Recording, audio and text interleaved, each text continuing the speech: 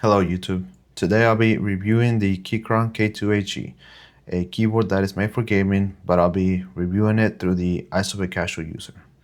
I've now had this keyboard for about a year, and it's definitely the best keyboard I've ever used. I love the design, typing experience, and I think many others will feel the same. If you don't know what Hall effect means, then you're not alone because I didn't either.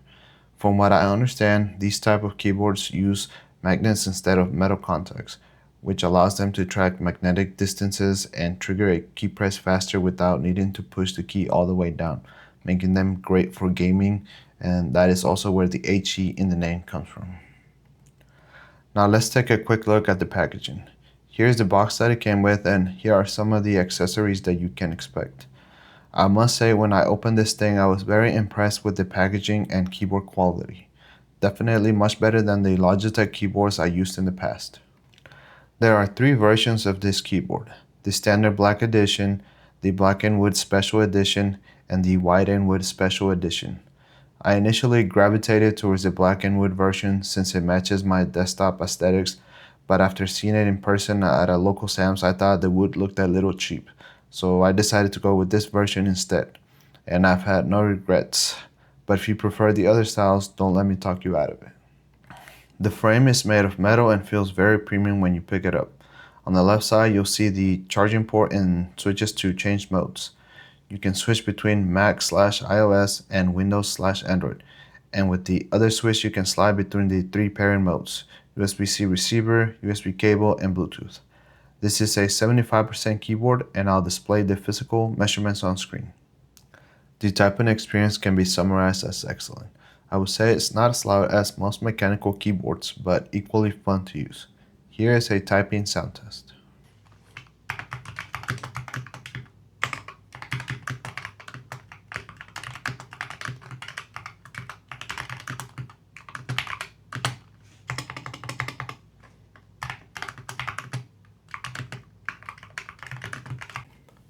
The only real drawback for me has been battery life, which varies depending on the mode. For example, on Bluetooth with backlight off, I can get around 4 weeks. With backlight on, it drops to 2.5 weeks. And using the receiver and the backlight off, I also get 2.5 weeks. But with the backlight on and using the receiver, I only get a week of battery. To see the current battery life, you can use the shortcut function +B, and it will display it across the number keys. Or you can set it to any key, like I did here with the light button. So initially, I was expecting a companion app to manage this keyboard, but learned that Keychron uses a web app. So you will need to connect the keyboard via USB cable, and you have to use a Chromium-based browser. I noticed this because it wasn't working on Firefox. Now that I've gotten used to it, I can see the benefits of using a web app.